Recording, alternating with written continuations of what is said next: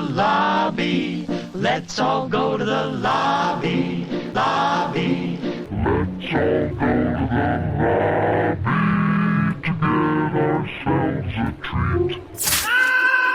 Hello, horror hounds, and welcome to Now Slaying, an It Slays podcast production where we break down the latest and greatest in the world of horror. I'm your not-so-humble host, Colton. I'm Rowan. And today on the show, we're going to be discussing Heart Eyes, which was released February 7th, 2025, exclusively in theaters. Rowan, it's back to basics this week with just the two of us on this very important, romantic Valentine's Day episode of Now Slaying. But most importantly, I want to know, were you looking forward to Heart Eyes? So this one I kind of was. I think we said in the, when we were previewing what was coming out, we said this kind of seemed We're going to be referencing that for months. I know. But yes. I feel like we said it was kind of like a Rowan pick. Seemed like my kind of film. And, you know, I kind of had high hopes on the fact that, you know, Thanksgiving came out, and I thought Thanksgiving kind of did its job and banged, and I was like, you know what? I mean, I don't know, maybe the studios can do it again, and they can give us another holiday-themed one that's fun and a good time. So I was, you know, looking forward to this. Valentine's Day, oddly enough, I feel is kind of underused in horror. You'd think, you know, romance horror, love horror would kind of go together, but no one really attempts it. So I was looking forward to it. What about you, Colton? Yeah, this is one that I wouldn't say I was looking forward to it, just to be honest. I've seen the director's, a couple of his previous movies. Scare Me was one that I think that might have been his directorial debut, and he starred in that actually. And I thought he was aggressively annoying in that movie. So I wasn't a huge fan of it. Werewolves Within, which was his sophomore effort, was a little bit better. But like still, he's not a director that like fills me with like confidence of like, oh, I can't wait to see the next Josh Rubin movie. So I wasn't like brought in by that. And then obviously the screenwriter, Christopher Landon, or one of the screenwriters, like he has some credits that I like, you know, obviously it's like Happy Death Day was fun, or like Freaky was fun, but like he doesn't, once again, he's not like such a great writer that I'm immediately grabbed by the premise. And it's not really something that I've ever seen like much marketing for in terms of like trailers. I remember when we said this on the Look Ahead episode, you mentioned how there was like posters and stuff at your theater, and like you saw marketing for it. I haven't heard a peep, essentially, about Heart Eyes. So I didn't have a very good barometer to kind of like gauge if I was looking forward to this. I saw what the killer looked like with, you know, obviously the mask and the light up heart eyes. But outside of that, you know, it wasn't something that kind of like drew my attention. So did we have heart in our eyes when we watched this movie? Well, before we get into that, let's throw it on over to the trailer. It's now 2 years that the serial killer, known as Heart Eyes, has been creatively killing couples across America. We are urging everyone to stay vigilant, remain calm. Did you hear that? I don't hear anything. Do not engage. And if all else fails, just stay single. Heart Eyes, rated R. Happy V-Day! Don't get killed, all right? What was... Why would he say that? In theaters February 7th. Heart Eyes was directed by Josh Rubin and written by Philip Murphy, Christopher Landon, and Michael Kennedy. And the story is as follows. For the past several years, the Heart Eyes killer has wreaked havoc on Valentine's Day by stalking and murdering romantic couples. This Valentine's Day is no exception, and indeed, no couple is safe. Now, here on Now Slaying, we like to keep things relatively spoiler-free up front before getting into the more in-depth spoiler-filled discussion. So, Rowan, what are your spoiler-free thoughts on Heart Eyes? It's no Thanksgiving. That's my first take. Okay. I mean, I can see what they were trying to do here. You know, very Christopher Landon. You can feel Christopher Landon in the bones of this, where they're trying to like really stick to the tropey rom-com tropes and, you know, intertwine them with like this holiday slasher, but still have like the meet cute and, you know, like all these trappings of like, you know, like a romantic comedy. A romantic like an actual romantic comedy, yeah. And all the beats. And it did that, but this is like, I just feel like Christopher Landon's humor didn't work for the tone I wanted this to be in. Now, I know you are just automatically allergic to camp. Yeah. That boss character in this. Yeah. Oh my God. That was tough. That was tough to sit through her scenes. And it's just like, it's very hard to describe because I think this wants, like, it's just begging to be campy. It wants to be super campy. It probably should be super campy, but I feel like you could tell they maybe took this film a little too serious. Like, they didn't play into the camp. They just brushed against it. And, you know, it's really a shame because I think there was lots of stuff. I think there is some horror stuff that works in this. There's some horror stuff that doesn't work in this. And I don't know, like, maybe it's just what we kind of get nowadays. But, like, I'm kind of tired of this, like, because it has this, like, real kind of, like, whodunit, twist that we'll talk about and stuff like that. And I'm just like, I don't know, man. Like, I just felt like so much of this was played out. It was stuff I've seen before. It looks competent. It looks... Now, I haven't seen Werewolves Within. I've seen scenes out of Scare Me. I've never fully watched it. But I would say, like, this is the biggest thing this guy's ever done. This guy... Oh, 100%. Yes, this guy's in, like, a lot of, like, Shudder original productions. And he's from that, like, kind of indie, low-budget crowd. And, like, you know, like, on the surface level, the gloss is there, but I just think, like, the bones of it aren't there to really make it impactful like this really should be, which is a shame because I thought Mason Gooding and Olivia... Yeah, Olivia Holt. Holt, like, I actually... Like, I really like them. I think they're very personable. You know, Mason Gooding as this, like, heartthrob, I guess, is a thing now. And I didn't really see him as that in the Scream movies, but I thought he did good. But I actually really liked Olivia Holt. Like, I thought for a romantic comedy lead, I was like, yeah, like, I thought she did a really good job in this. But then as we build out of those two characters, like you said, like, there's this boss that's, like, horrid, and then, you know... The best friend vanishes after the first act of the movie, you know? She's not in it for basically the rest of it. Yeah, exactly. And not because I'm spoiling what happens to her, it's just literally the character is just... Isn't in it. And isn't in it. It's weird. But we get, like, you know, we get those horror wings. We get Devon Sawa, and I can't think of his partner's name there, but... I mean, Jordana Brewster from the Fast and Furious movies. And of course, their detective names in this is Hobbs and Shaw, a reference to those movies. So, and she also, to me, I don't really watch Fast and Furious. She was in The Faculty. That's where I remember her from. Gotcha. But yeah, it's like these characters also, like, campy, but, like, there's not enough built up around them. I thought the use of music in this was really weird, just because, you know, it's very common for horror movies to use, like, old-timey music, like...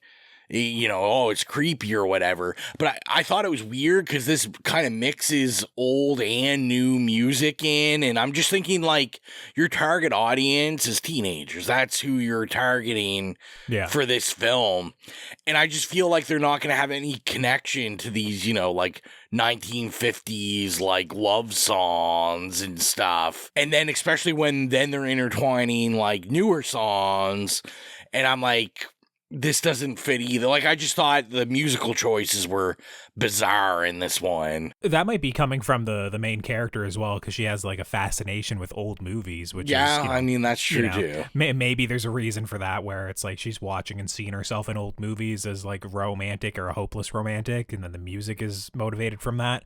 But yeah, I don't know. I don't know why that would then, you know, stem out to modern music other than, hey, it's easier to get the licensing for, you know, a banger for this chase scene or whatever, I guess. I don't know. Yeah, and I mean, like, you know, don't get me wrong, like, this movie has, like, some pretty gruesome kills and some interesting ones that I can't necessarily say I've ever seen. And I don't overly hate the design of Hard Eyes. Like you said, it's kind of... Oh, really?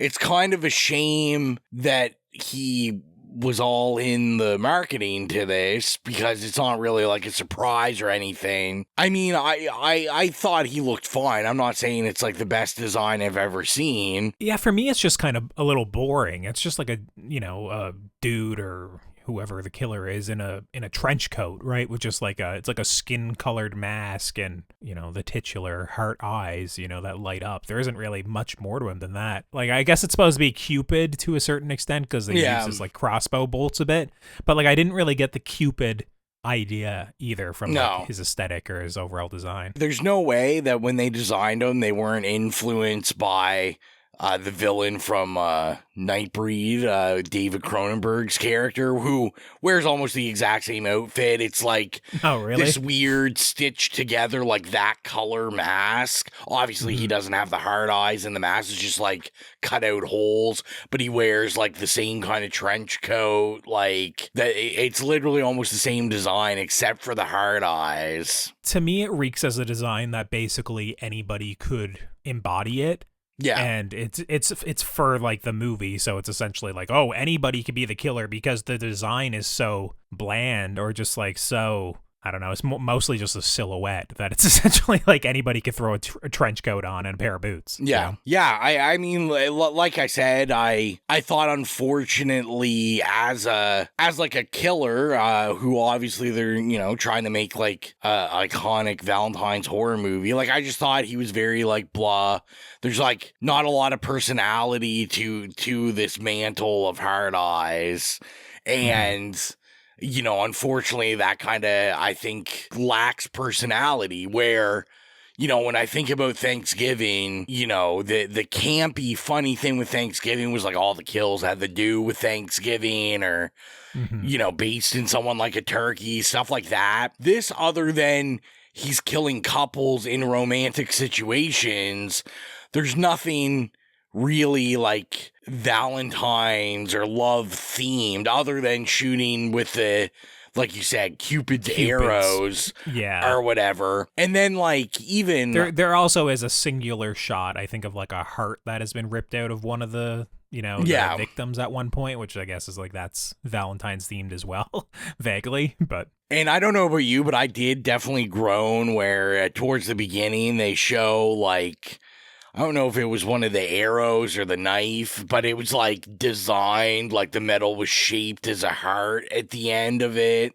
Oh yeah, I didn't like that either. And I was like, oh, come on. Like, I was like, I think that's at the end of the cold open where essentially we're transitioning from the heart in the knife or the arrow or whatever to the heart of the eyes for the title sequence, I believe. Yeah, which, I mean, I do like that they were like, well, the heart eyes actually glow all in our trailer. We got to somehow shove this into the movie, which we can talk about that then. But yeah, like, what were your initial thoughts on this? Yeah, this is a strange one for me as well. Like, I was lingering, like, had my cursor lingering over the recommendation section of this, where it's like, I'm not 100% sure what to say, and eventually we'll get to that point here, but this is a movie that I think maybe for me largely might be a better rom-com, or could be a better horror movie.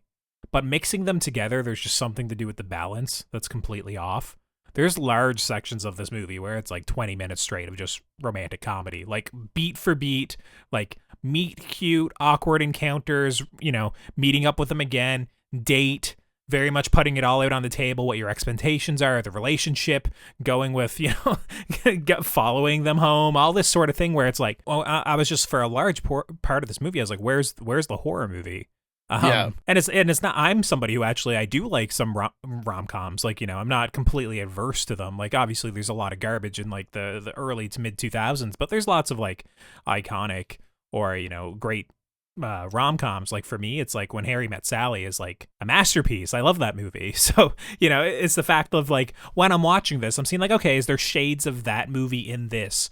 Do I think the chemistry between the two leads is palpable? And what I will say is that I do think they have good chemistry, the two people. It does take a long time for it to kind of, for me to care or to like these characters. I think particularly Jay is doing just like way too much of like the pretty boy, completely in love, head over heels, you know, literally giving heart eyes the entire movie. And then by contrast, the girl, Olivia Holt, Allie, she is very much like the modern woman where she's tired of dating apps. She's tired of meeting up with these like dead end relationships. She's a business motivated, like, you know, kind of girl boss sort of character where she's like, listen, I don't believe in love. This is what I do. I'm very, goal oriented in my career.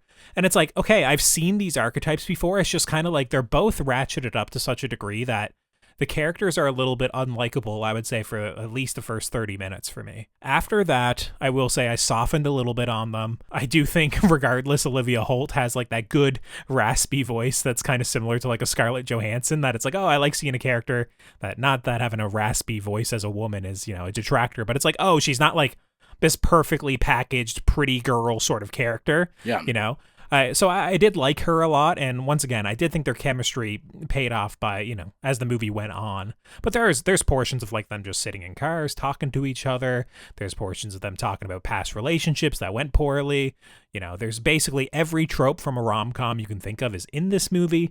And, I just think when you tweak those beats or, insert or force horror into them, they don't always work. And that's kind of like a lot of this movie felt like It's a Wonderful Knife to me. Yeah. Which, is something we reviewed a couple of years ago, but I remember very much not liking that movie because it felt like it looked cheap. It didn't really have an aesthetic. Basically, the idea they had is, how do we set a slasher around a holidays and we have a pun for the title? And for this one, it's like, we don't have a pun for the title really, but we're going to set a slasher around the holidays. And it's just like, for so much of it, it's like, the slasher or the horror of it just comes from the very nature of it being like, we need a killer for Valentine's Day. So it's the hard eyes killer. He kills on Valentine's Day. But like what you're saying is a lot of that Valentine's Day spirit isn't really, infused throughout the movie. I didn't find. I agree that there's horror aspects in this that are pretty well done. I do think like the cold open has one pretty gruesome kill in it. Even if you have to suffer through like some top tier cringe for probably the first 2 minutes that are, is like obviously intentional, but it's also like these sorts of people are like incredibly annoying. There's a lot of jump scares in the movie. Like they probably, no joke, have about 20 jump scares in this movie. In my opinion, not a single one worked. I would say like maybe if this was your first horror movie, like you probably would find this like the scariest thing ever, because there is like a crazy amount of jump scares for how long the movie is. Like I said, I didn't like the design of the killer, but I did think there was some moments in which they were effective. There's like probably like an earlier scene where there's a chase. I thought like they worked pretty well. Like not to be imposing, but it was just like a fun chase scene. Or there's aspects in like the second or third act where it's kind of like there's low light situations where like the heart eyes are very bright, and at least it's like kind of like a distinct visual for like the killer. But yeah, like honestly, dude, like this isn't one that I have a lot to say about realistically. Like there is a good amount of kills. If you want a lot of kills, there are a lot of kills in this movie. You're going to have to sit through a lot of, 20 minutes of, romantic comedy dialogue to get there. But there are a lot of kills. And I think probably the most successful part of the movie to me is when they show a brief video from a marketing campaign within probably the first 15 minutes, because it's the only thing that I thought had like an aesthetic and a look to it that was at least a little interesting to me. Everything else in this it kind of reeked of like straight to streaming Netflix, maybe lower than Netflix sort of production that I don't know, it just left me feeling a little bit cold, I guess. Yeah, I feel kind of the exact same way. It gave me that, like, these guys are banking on the streaming numbers, not necessarily the box office on this one. I agree with the aesthetic. Like, to me, the aesthetic of this is just, like, mid-tier, studio horror movie that we're aiming at teens. It doesn't really have that vibe. And like in terms of the kills, like I agree, there is a good amount of kills, but see, to me, I found like kind of like you said, with comparing it side by side with the romance, I was like, I don't know, because a lot of the kills happen in scenes that are bunched together, and then like you said, you got to go through these long periods where there is no horror, and it's just this romance where I think I would have rather that like spaced out. And like I said, I guess just because it's a holiday thing, I'm going back to Thanksgiving, but to me, this just gives like we're ripping Thanksgiving vibes off, where like Thanksgiving, it was like there was a kill going on all the time. Like we had enough characters that we were disposing of them. This one, I think we just kind of like jumble a lot of killing in at once, and then we're like, oh yeah, we got lots of deaths here and stuff, and I don't think it was evened out. The proportions weren't evened out enough on this one. Yeah, I agree with that as well. Also, like, if you just want to set the movie in Valentine's Day, should just, like, force more Valentine's Day into it. Like, that's the thing. It's like her working at a marketing agency, or her working at, you know, like a diamond jeweler and she's a marketing, you know, exec on it. It's like, obviously diamonds have something to do with Valentine's Day, but you probably just should have made something a little bit more explicitly Valentine's Day. Like, let's say it's 500 Days of Summer and she works at a greeting card thing or a chocolate sort of thing. Or, you know, there just should have been something that was explicitly a little bit more romantic. I understand diamonds are related to, you know, engagements, obviously, but it's just like, for me, like, it was just like, even right off the bat, the movie didn't feel Valentine's Day-y. It just felt like a movie shot at just some other point in the year. And then basically they mention a handful of times that it's Valentine's Day, and that's about it, really. Other than him killing on Valentine's Day, like you said, there's no connection to the holiday. It's literally just a horror inserted into any general rom-com. And like nothing really going on. Yeah, so this is one that, as I said, I'm very conflicted over a recommendation on this. It's like, I didn't hate the movie, but I also don't know if I really enjoyed it for a horror movie either.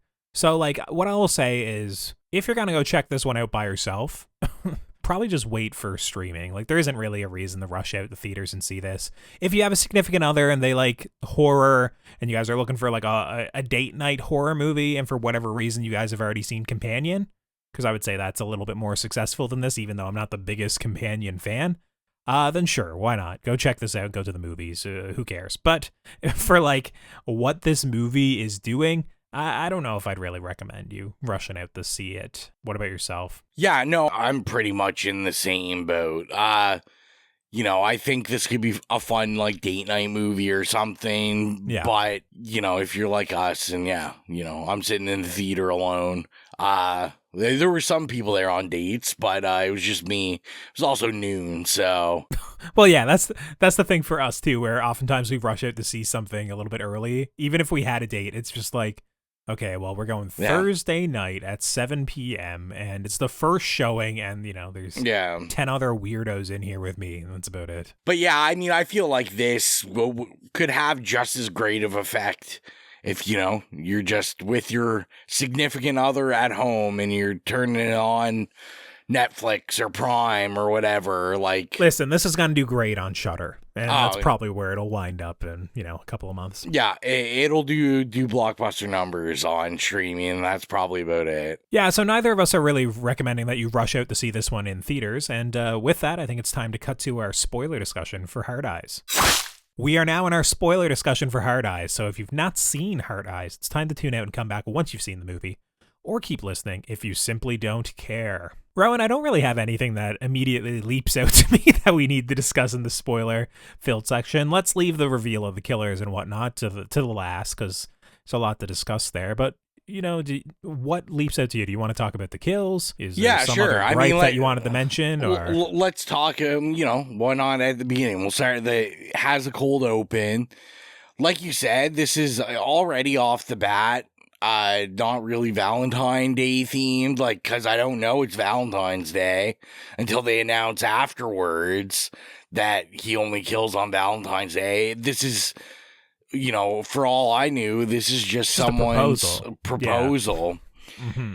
And, you know, this one, you know, you mentioned this has like a pretty gnarly kill in it. Kind of unique, I guess. I don't think I've ever seen someone crushed to death in a great press, which, you know, great use of an item. Always like seeing something new. And this was where I don't even fault it necessarily for the Valentine stuff, because at least with the cold open, it was kind of campy, and I was like, oh, okay, like it was, yeah. And I was like, okay, so this is what the movie's gonna be like, and I was kind of like, all right, I'm into this. Like, this was giving me like Thanksgiving vibes, and then, like I said, I just feel after this cold open, that all falls away, and then we're just in this mediocre rom-com for a while, and it's just, yeah, like it just falls flat like almost immediately. The tone of the cold open is kind of in lockstep with the tone of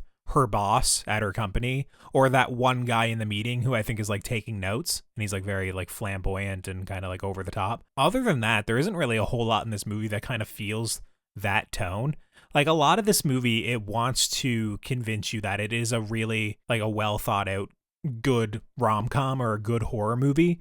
Like, you know, there's the scene in which that I referenced earlier in the spoiler-free discussion of, you know, Allie and Jay, they're at a fancy restaurant.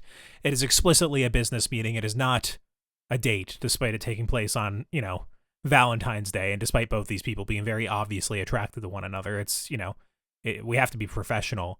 And Allie goes on like kind of like this tirade, you know, about, you know, what it means to be a woman in business, what her expectations are of romanticism, you know, why she's left cold essentially to love, why she doesn't believe it exists. And it's like this kind of like modern view of romance, like in our day and age. And it goes on for like 4 or 5 minutes. And it's literally just like her talking, vamping, just going on, monologuing essentially. And in that moment of the movie, I was kind of like, all right, this is a scene in the movie that is like the writers really want to convince you that they're in touch with, you know, modern dating. You know, they very much want their audience members to be like, yup, I feel that. Like, you know, you go, girl. But also this movie's written by 3 dudes. So it's when I'm watching it, I'm like, yep, you guys are really trying to convince us that you know how it feels to be a woman on a dating app, essentially. But you're also 3 dudes. So when I was watching it, it was just like, yeah, you're very much trying to say, like, we are really good. Like, look how good this is. Look how much we understand, like, the female experience, you know, what it is to be a woman on a dating app in 2025. But it's just feels off. And it's pretty decent, but it also goes on way too long. And in my opinion, it's a little bit too much like girl bossy, especially for what the character actually wants. And ultimately, it just winds up feeling a little bit strange. And a lot of this movie, when I'm watching it, there are like key scenes, like as I mentioned, the chase scene, which, you know, I could say now it kind of starts off as like a vibrator gag. And she's kind of like trying to back towards her closet to hide her vibrator because she doesn't want Jay to see it, or, you know, I guess doesn't want to make it obvious that she's that lonely, or, you know, it's just female masturbation. I don't know. It's just, you know, it's a big thing. She's trying to hide this vibrator, and she backs towards the closet, and like Heart Eyes is in there, and it like spawns this big, you know, kind of chase. And I thought that was like pretty fun. And it's well set up, but it's also like it's immediately there's a lot that just kind of like falls apart immediately after that. So it's like they'll have these little sections where it's like, yep, this is a good little moment, but it's also like it's surrounded by stuff that's kind of mediocre or sometimes even bad. Yeah. So yeah, it's just a bit of a strange one. Yeah, no, I agree with that. And I just, like I said, you're kind of nailing it, where it's just, you'll have these like fun moments, these moments that kind of shine about it. And you're like, oh, okay, nice. We're like, this is what we're doing. And then it just drops all of that all of a sudden. And then it's like, no, we're going to give you like 20 minutes of mediocrity. And even a lot of time when those moments are good, they just go on too long. Yeah. Like, you know, as I mentioned, like the kind of like the Allie speech, it just goes on way too long. Or there's a sequence later in the movie at the drive-in where essentially they're kind of pouring their hearts out to one another, talking around, like getting in a relationship essentially, or, you know, revealing kind of their relationship trauma. And while they're doing it, there's a couple in the back of the van having sex, you know, because it's Valentine's Day and they're horny and they're role playing or whatever.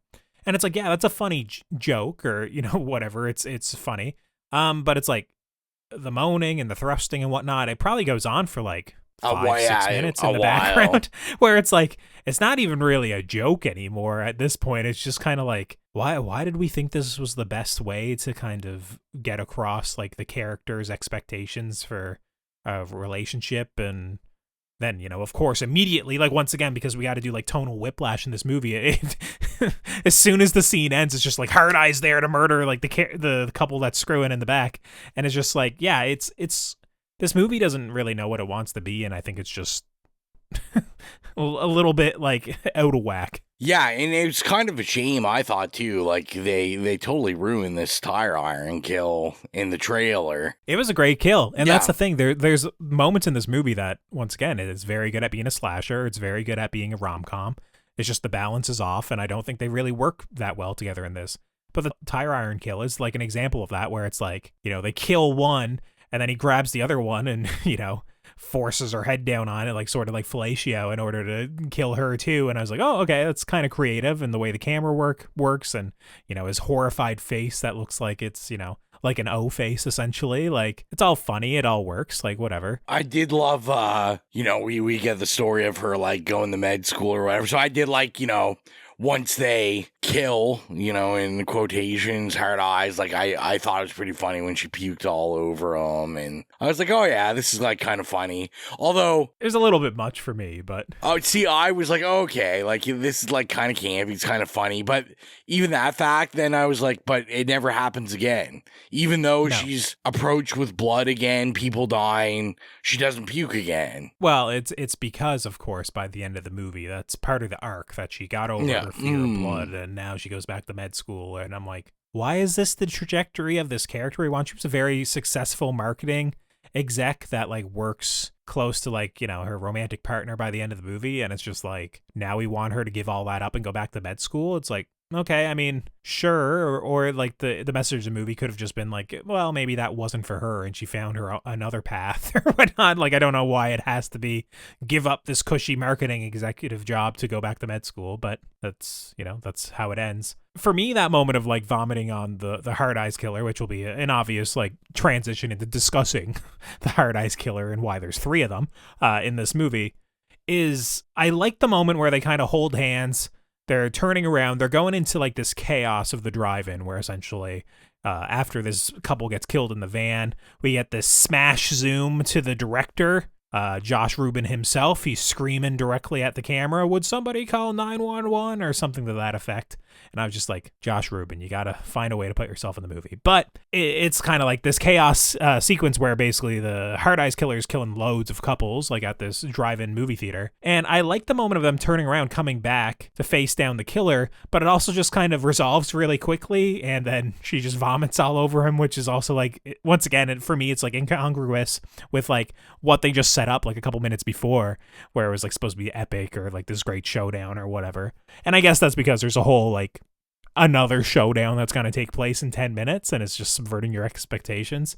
But yeah, I don't know. It was a little bizarre for me. So do we want to talk about the fact that there's 3 killers? That is this just bad writing that they couldn't figure out how to like whittle it down? I just feel like the 3 killer things played out. It's like we literally just got, we just got Scream 7 that also did this, like, oh, there's like multiple, there's not just 2, like there's multiple people as Ghostface, and I was just like, really? Was we're it like Scream 7 or Scream 6? Which was the one? Or like, Scream I know what you're 6, saying. sorry, yeah. Yeah, I was going to say, I 6. don't think Scream 7's out yet. Yeah, but, I don't know yes. what number they're on. Yeah, I think there's some movies where you can convince me that it was always the plan by the end of it, that they were doing it because it is too obvious to do 1 or 2 killers, right? This one, they wanted a moment where the heroes kill Heart Eyes, and essentially they lure you back in. You think it's a romantic comedy now. We're getting like, she's rushing to the airport at the end of the movie to meet him and all this sort of thing,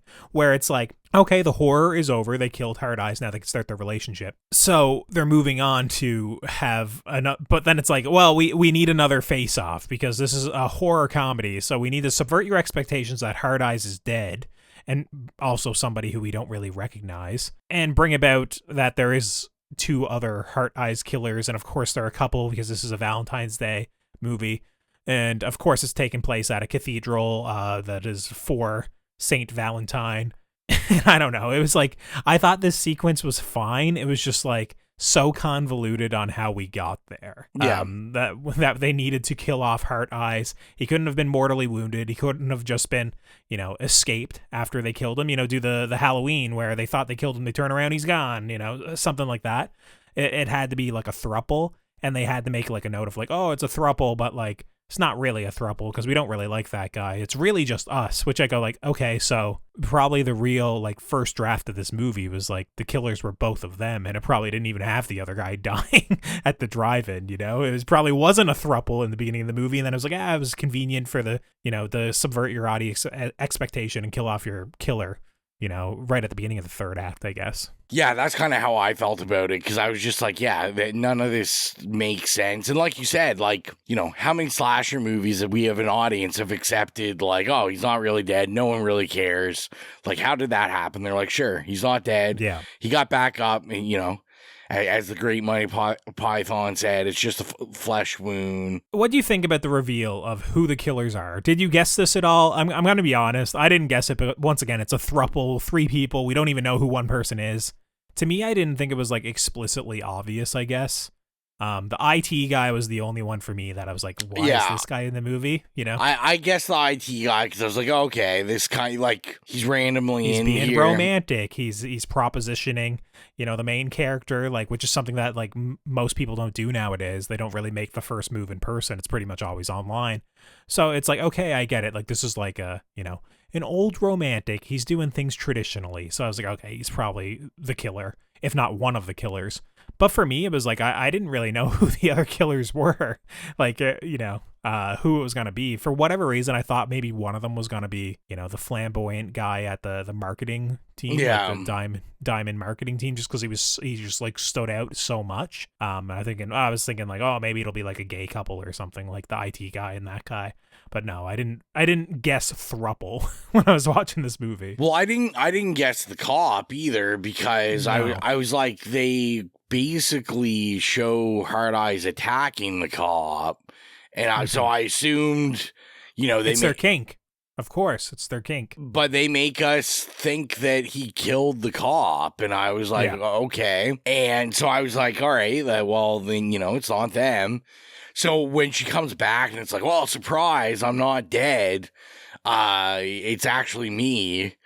I was just kind of like, oh, well, I don't know. I assumed you were dead. Whatever. Yeah. Like, I assumed you were dead this whole rest of the movie.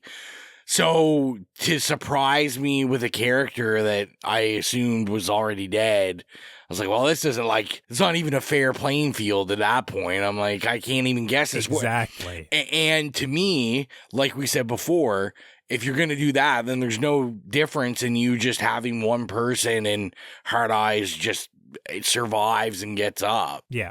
I didn't like that either. It was just, it felt like this was the sort of movie where you wouldn't have been able to ever guess the character or who Hard Eyes was.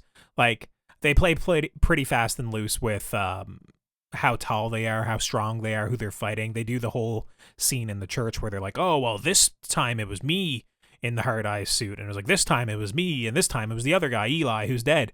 And I was just like, yeah, but in reality, it wasn't. Like, in reality, it was probably none of you guys. And it was just a guy in a suit who is playing the killer. So it was like, you know, Jordana Brewster was not in the Hard Eyes suit during the sequence that they were flashing back to the show. It was a guy who was like 6'3" and, you know, just large and broad and tall and whatnot. It was a killer that is more reminiscent of Mason Gooding than, you know, Jordana Brewster, right? Yeah. And that's the thing is, for a lot of this movie too, they're trying to convince you that it is Mason Gooding, or that he has connections to Hard Eyes, at least, and maybe he has ulterior motives of this date with Allie, which, once again, like, his physical stature and form is very much a reason as to why Hard Eyes is that big in the movie.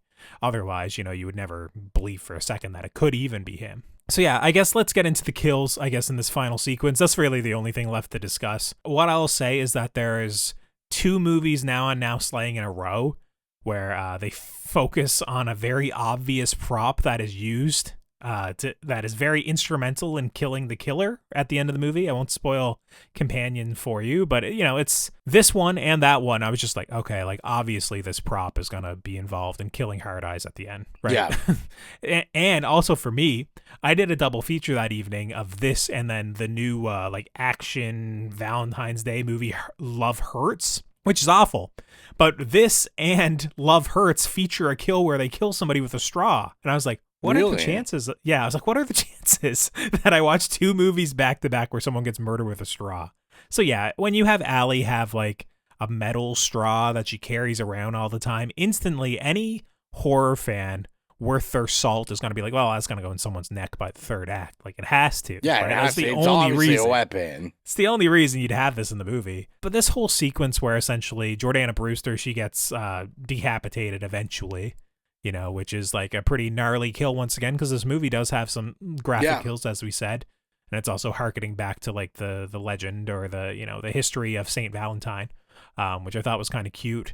And then the other guy who I don't even remember his name. I don't have the actor pulled up in front of me, but the IT guy, he gets like crossbowed through the eye/cheek and gets wax poured on his head. And I don't know what happens to him, but what do you think about all this? Like, did you enjoy this shoots sequence? him again or something, Yeah. I think, in the head again, and then he finally dies. Yeah. What do you think about all this? Was this like an interesting like climax for you?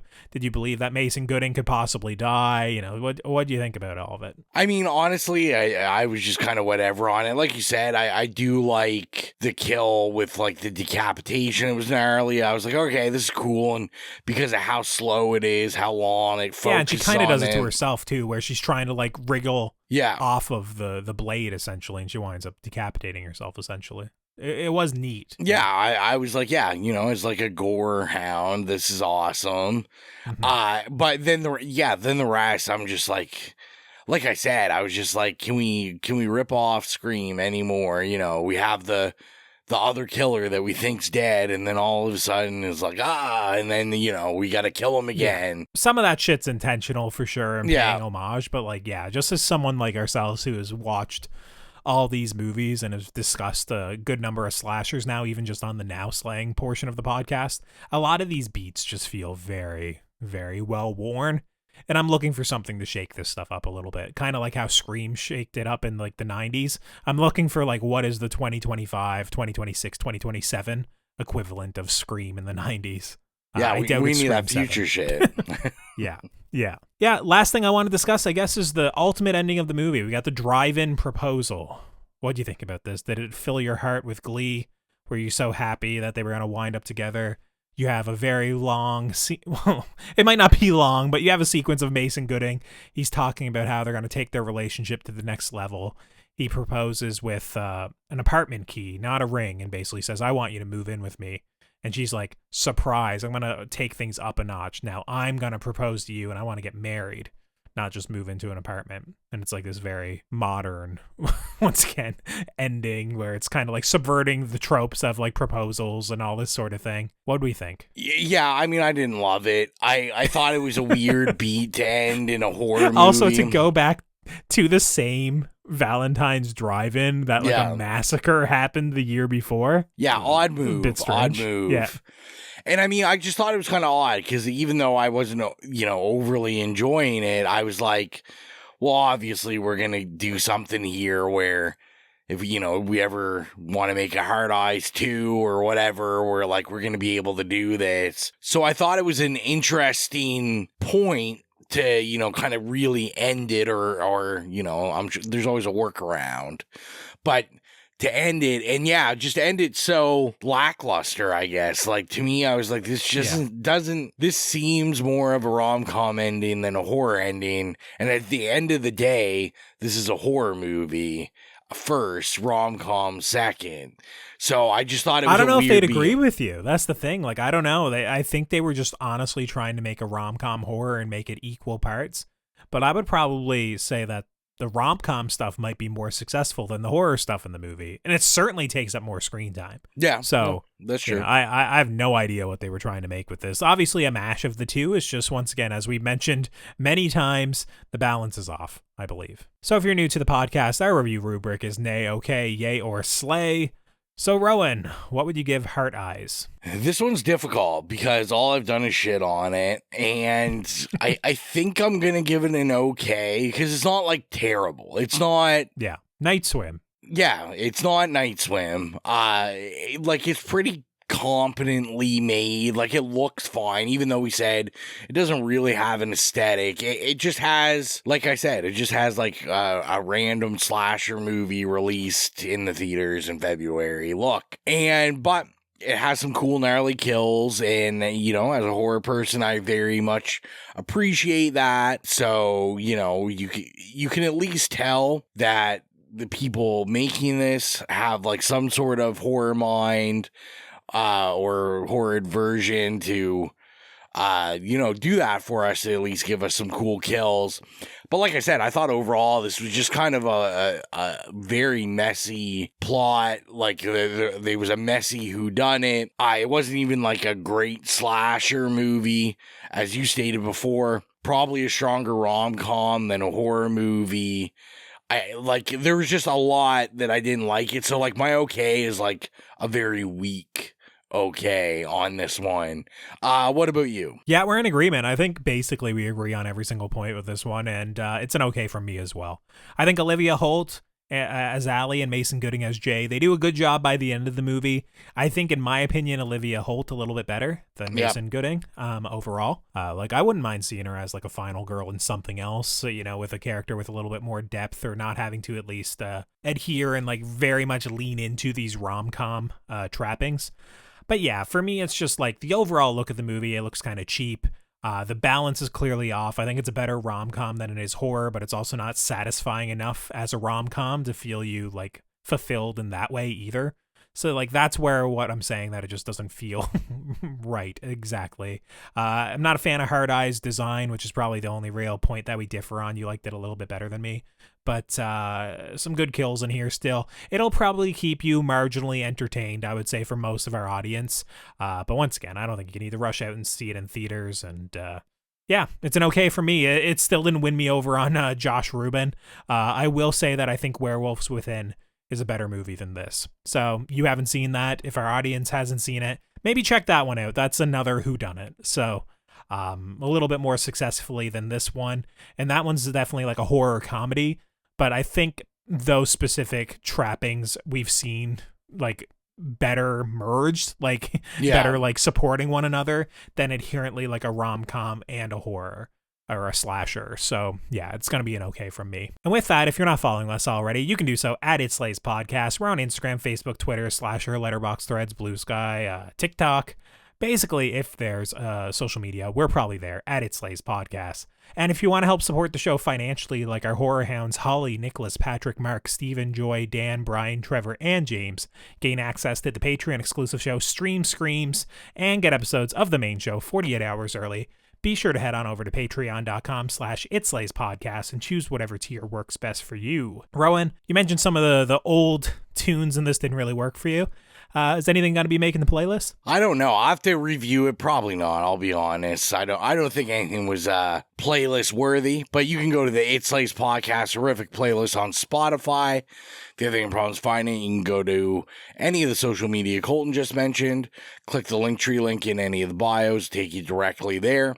We upload scores or licensed music from iconic horror movies we review, or just horror movies we love. We update it pretty regularly. So go on there, follow the playlist, and get your spooky music on, because why the hell not? And next time on the show, we're going to be covering The Gorge, which is directed by Scott Derrickson, who did Sinister and The Black Phone more recently. Another love story. Oh, it is. You're right. It is another romantic horror movie. This one's starring Anya Taylor-Joy and Miles Teller. I think it's coming out on like Apple TV Plus or something on Valentine's Day. So we'll be back pretty soon to review that one. And with that, I think that about wraps things up for this episode. So until next time, I'm Colton. I'm Rowan. And as long as you keep listening, we'll keep slaying.